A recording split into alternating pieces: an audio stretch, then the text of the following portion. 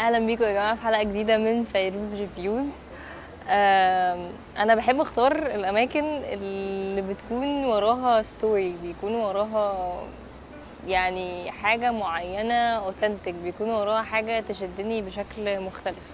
الحقيقه المكان هنا لابنتانا في اركان شدني لان هو بيعمل الاكل الاسبانيش الاوثنتك، والاهم من ده بكتير ان هو بدأ بحب اخين لاسبانيا وللكالتشر بتاعتها، فان حبهم يخليهم يعملوا مكان مخصص بس للاكل الاسبانيش الاوثنتك حاجه في حد ذاتها انسبايرنج جدا بالنسبه لي. لابنتانا يعني كلمه اسبانيه معناها ذا ويندو بالانجلش. هم ليه سموه لابنتانا؟ سموه لابنتانا عشان كونسبت ان ده المكان الويندو للكالتشر دي، الويندو للعالم ده، الويندو ليه حبهم للمكان والاكل والبلد وكل حاجه بتفاصيلها. ان انت تحب حاجه قوي كده او تحب بلد قوي كده لدرجه ان انت تبقى عايز تنشر الكالتشر بتاعتها ثرو فود، ده معناه ان الاكل يا جماعه مش مجرد اكل، لا ده كلتشر وبلاجر وحب. احنا النهارده في اركان، هتلاقوا لابنتانا في اركان قدام التراك بتاعه 7 فورتشنز بالظبط، علشان if you missed it او حاجه انا بقول لكم specifically. هنخش بقى نجرب كل الاكل وكل الحاجات الاوثنتيك سبانيش فود اللي عاملينها في لابنتانا. يلا بينا.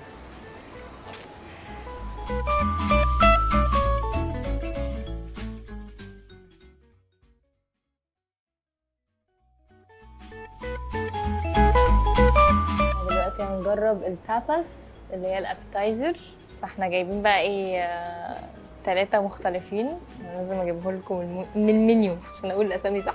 بان كون توماتي، هي عبارة عن عيش وعليه طماطم وفي محطوط فيها خلطة معينة وبيتحط عليها انشوفيز بس اوبشنال، يعني على حسب انت عايز ايه. وبطاطس برافاس دي حاجة مشهورة جدا في اسبانيا، وتشيكن كروكات. هنجرب بقى، هنجرب دي الاول.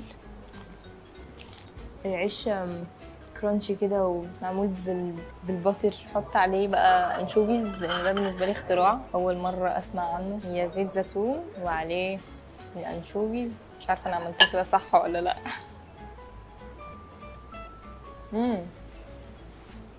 حادقه جدا طبعا، كومبو لذيذ. نجرب بقى بطاطس برافاس.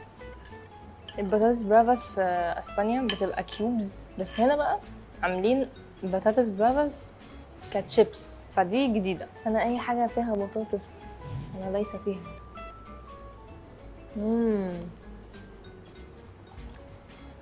I'm happy. شكلها حلوة أوي. بس عادي هنعدلها عادي جدا وهنجرب.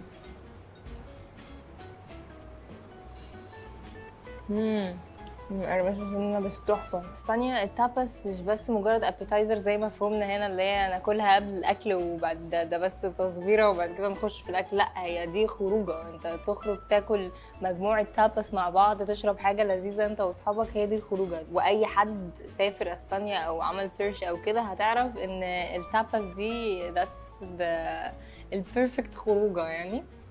بس فهنا اوبشنز تاباس كتير واتس اوثنتيك، وبجد انا اتبسطت يعني، ومستنيه بقى المين ديشز.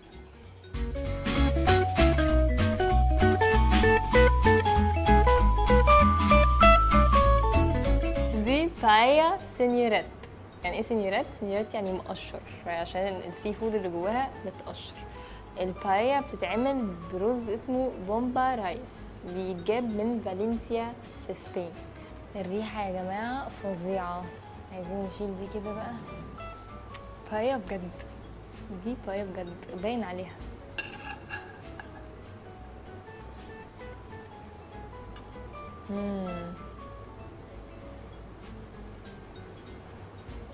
اخيرا يا جماعه مكان بيعمل بايا في مصر. دي واحده برضو من سبيشال ديشز بتاعتهم، اقول لكم اسمها سولوميو دي ترنيرا. هي جريلد فيليه مينيون ومعاها فيجيتابلز وعليها صوص. اوكي، ريحتها فظيعه. نجرب. انا طلبتها ميديوم.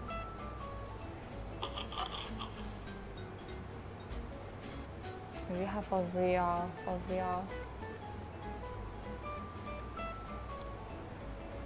اللحمة سو تندر، الصوص حلو قوي، انا معرفش هم حاطين فيه ايه بس غالبا فيه مشروم في الموضوع. الفيجيتابلز معمولة حلو ومشوية.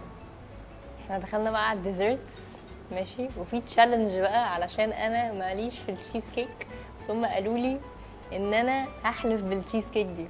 ده اسمه بانوفي دي لا بنتانا، والتشيز كيك اسمها تارتا دي كيسو، وعليها ايس كريم، كل طبق فيهم عليه ايس كريم، هوم ميد ايس كريم، هم اللي بيعملوه.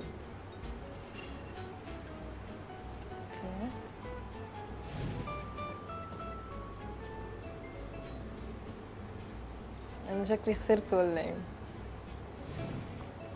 حلوة قوي. طلعت حلوة فعلا.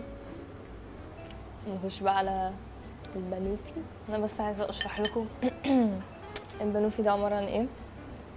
هو عبارة عن بنانا ايس كريم ماشي، عليه بينت كرامبل يعني عليه بينتس اوكي، والشوكليت وكراملايزد بنانا. تحفة، شكله تحفة.